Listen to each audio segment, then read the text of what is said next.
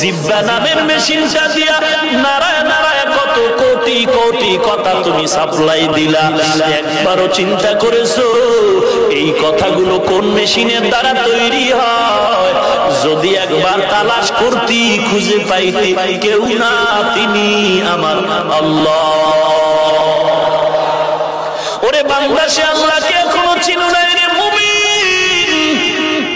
ইমাম মালিককে প্রশ্ন করা হলো, আল্লাহ যে একজন, কোন দলিল আছে নাকি? ইমাম মালিক বলেন, ও ভাই, আল্লাহ যে একজন চমৎকার দলিল হলো।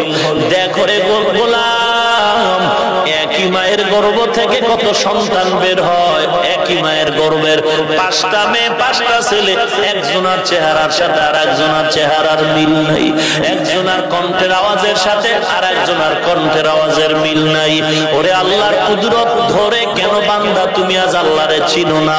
আল্লাহর জমিনে থাইকে কেন তুমি আল্লাহরে মানতে পারলা না? ওরে কয়দিন আর বাহাদুরি করবি রে যুবক?